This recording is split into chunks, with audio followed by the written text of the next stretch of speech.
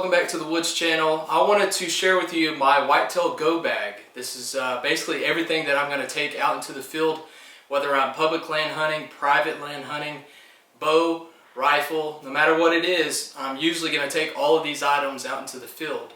I did make a video a couple years ago about everything that you could keep in a Yeti Go box, and that would be something you could take with you out into the truck. You can leave it at your house. Whatever that is, you could take the items in and out of this box to put them into your bag and then take your bag out into the field. Now if you want to see what's in this Yeti Go Box 30, you're going to have to watch an old video I did when I first started filming my channel, and I filmed it on a GoPro. I went over everything a whitetail hunter might need and he could keep in this Yeti Go Box. But we're not going to go over that today. If you want to see that, go watch an older video. We're going to go over this stuff here. So let's get this box out of the way. Now let's get started on the checklist. These items are going to be items that would be good for gifts. You know, Christmas is coming up. There might be a couple of things you could buy your spouse, buy yourself, buy your dad, your mom, whoever. You know, if they're a whitetail hunter, they probably need something similar to this. And so this could be a gift guide for you guys as well. Also, some of these products are going to cost you zero. You know, some of these items that I use or take out into the field didn't cost me any money. They might have just cost me time. So let's go through it. We're going to go through this list pretty quick. I'll have the description down in the corner. And if you guys have any questions, be sure and leave a comment, and I will do my best to answer your question. Alright, the first thing I would probably suggest is toilet paper. You know why you would probably need that. I like to keep mine in a Ziploc bag just to keep it somewhat clean, and we don't have to worry about that ripping up as it's moving around in the bag. But toilet paper definitely needs to be on your list. My next item is going to be a good headlamp. When I first started whitetail hunting, I would just buy a $5, $10 headlamp from Walmart, and it seemed like every time I would go out into the field I had issues with it. Couldn't get it to turn on, couldn't get it to turn off, which is even worse sometimes when you're hunting. Let's talk knives for a second. I actually carry 3 knives with me out into the field. 2 of them go in the bag. The first is the HEADLAMP razor blade knife. This is a small knife that's really good for detailed items. If you've got some small things you need to clean up, you can do it with this, and if it gets dull, you just switch the razor blade out, and it's basically like having a new sharp knife every time you need it. The pouch also holds the replacement blades, so when I need those, I just switch them out. Everything's nice and neat in this little pouch, and that can go in the bag. I have a silver STAG knife that I had for several years, and we do that for skinning, gutting, just anything, miscellaneous use. You could use a silver STAG knife, which is a really nice knife. It holds a really sharp blade, and that would be my second blade I take out into the field. Another knife that goes with me, not necessarily in the bag, but goes on the bino harness, so I can quickly grab it if I need it. You guys have probably seen this in the video. The Brazos River Knife Co. Hunter blade, I believe that's what he calls it. This is a buddy of mine that's making these. It's a knife that I can get to quickly, and that will be the 3rd blade that I have on me. And this is just the workhorse. Anything miscellaneous, if I'm cutting rope, or I've used this to gut as well. It's a great knife to do whatever you need to get the job done. Rattling antlers is something you should have on you or in your bag. You know, I've got mine tethered together here. I should probably cut these brow tines off. I've hit my hands a couple times. That would make these ideal if I cut those off, get a better grip, and you know, this is something that shouldn't cost you money. If you're out in the field, more than likely you're going to find some good sheds, walking miles, you know, exploring. You're going to come across something. Speaking of, I came across this guy yesterday. I found this deadhead out in the field, and that's just something cool that you never know you're going to come across when you're hunting. You're exploring, you're out there in the field. I wish that guy was still alive and I was able to get a shot at him, but this is one of those items that doesn't cost you money, but it needs to be in your bag. Rattling antlers.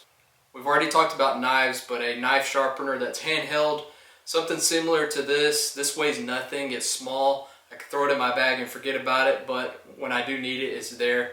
A knife sharpener is something you need to have. Okay, public or private, if you don't have to have hunter safety orange in Texas if you're on private property, but you do if you're going out to public. And sometimes I'll be on private and I'll have a buddy that needs help on public land, and I have to make that transition. Instead of coming back to the house to get my hunter safety orange, I keep it in my bag. I need some type of hat, whether it's a cap or a beanie. I need it in orange, and then I need a vest. I like this lightweight mossy oak vest. I can roll it into barely nothing, and it's lightweight. I can stick this in the hat, roll that up, stick it in a side pouch, and I'm ready to go from private to public or straight out to public property, and I have my hunter safety orange when I need it. So that needs to be in your bag as well. Let's get into camera gear. I will typically have a GoPro on me when I'm walking in, just so I don't miss any good footage.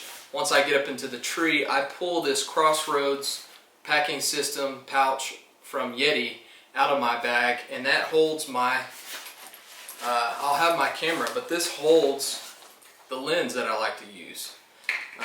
Keep that in there, keeps it protected. This is the small Crossroads pouch from Yeti. I got my camera lens in there. I'll strap my 4th Arrow camera arm onto the tree. I'll put the actual camera arm on that like this. I got the camera, I attach the lens, and we're ready to rock and roll. That's what I use for my camera system.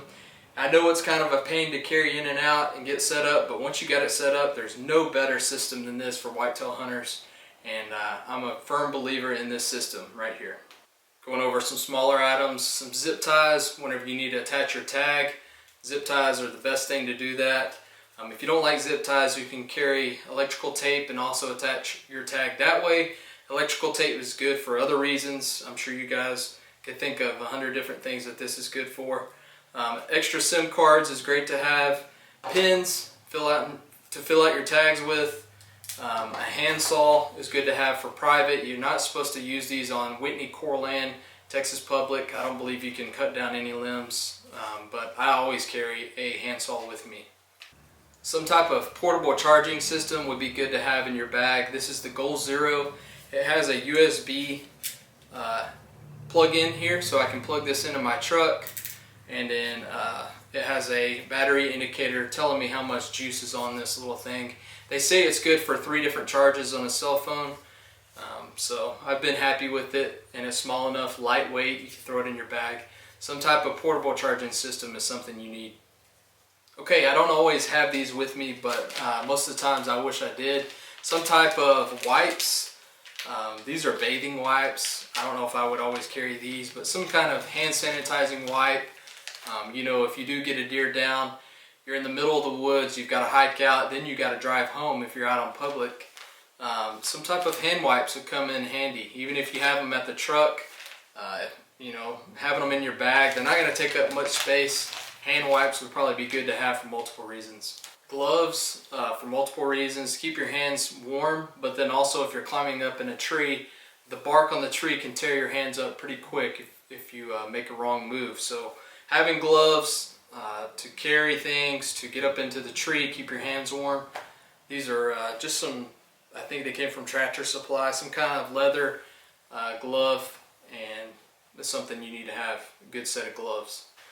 Okay, I usually have my harness system on me, not necessarily in the bag. I have my harness system that I will wear in, but in my bag I have the rope that attaches to the tree, and you know, attach that to the tree, attach your harness to that, and then that way if you fall, if you make a mistake, then you've got a support system to hold you up and you can get back in the mode of doing what you need to do.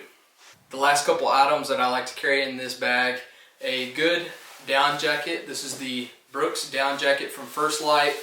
It's a packable jacket. You can basically fold it, roll it down into nothing, stick it in that bag, and it's there when you need it.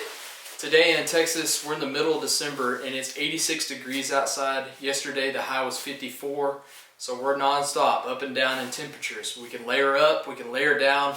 It's always good to have a packable jacket in your bag. A good water bottle is going to be something you want. This is just one from Mountain Ops. I do use a Yeti bottle. I like the Yeti if I'm wanting to keep something really cool, or if I'm wanting to keep something really warm. You don't want a bunch of ice hitting up against that bottle. So those Yeti bottles will keep something cold without having ice, which I really like. If I want to take a little bit more water, or if I'm not trying to be as fancy, I'll just throw one of these Nalgene bottles in there and they do the job. So water is something you need. And with that, if we're talking about mountain ops, the mountain ops at night, this is the Lemonade one. It's the Hush model. I'm a big fan of Hush. I enjoy their videos, but caffeine's even better than Hush. If you're getting tired, that's an issue. You need to be alert. You need to be paying attention to what's going on, not looking at your cell phone or falling asleep. You need some caffeine in your bag, and that way you can look and see what's going on. Be ready if a deer comes in. So caffeine is something I would suggest for you guys. Moving on to some food, I've got the filled bar from Bear Performance. This is something that doesn't really have a strong smell to it, but it tastes really good, and it keeps a good shelf life. Any kind of protein bar is going to be fine as long as it doesn't melt. These are really good about not getting rock hard when it's cold outside. They're really good about not melting whenever it gets hot. So the filled bar from Bear Performance is one of my favorites. Of course, beef jerky is good to have. Protein. So those are the items I would have to consume, which is something else I want to mention to you guys. I used to be the guy that was like, I'm going to punish myself. I'm not going to eat or drink. I'll do that when I get back to the house. I'm not here to do that in the stand.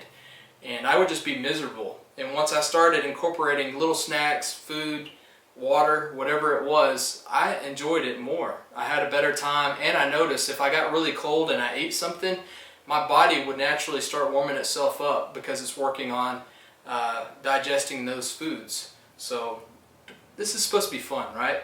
Let's eat and drink, have a good time. And so that's something you need in your bag. Alright, this Mystery Ranch pouch kind of complements the bag really well. It's got two compartments. I carry a rope in one, and then I carry all the strap systems for the Novik stands that I use. I carry those straps on this side, and that folds up nicely. You can zip it up and then pull it in and out of the bag as I need it. Mystery Ranch, I just really enjoy their products. I have the Metcalf bag that I used in Colorado. It's a larger bag for western hunting, elk hunting, things like that, and I enjoyed it. I pretty much put that bag through hell, and it looks brand new still to this day, and I plan on using it for several years moving forward. Too big for whitetail hunting, so I was looking into some of their other bags that were tailored for whitetail hunting, and I was on the fence. Man, do I want to get that? I think they call it the Treehouse bag or something. It's a bag that they've dedicated for whitetail hunting, and the more I looked at the two, I really like this one better. This is the SCREE 32 bag, and it's got the straps that a whitetail hunter would need to strap his stand onto the bag. It's got some side pouches that are nice to have. It's got zippers that allow you to open this thing all the way up when you've got it hung up into the stand. I really love this feature. This is probably the best thing about this bag, is you can zip all the way down to the bottom. So if I got all those items in here, if I've got a jacket up top and I need to get to the camera arm in the bottom, opening this thing up all the way allows me to get my hands down here where I need it. It's got, you know, pretty much everything you could think of, and it's durable. Whatever this is made out of, this is like some kind of ripstop nylon or something. It's just a durable bag. Mystery Ranch is a great brand. Well, that's it, guys. That's everything I carry with me when I'm whitetail hunting. And hopefully you liked this video. Hopefully you found it valuable. You learned something. If there's anything I'm missing, drop that in the comment section. I want to know what else you carry with you. Thanks for watching. We'll see you guys in the woods.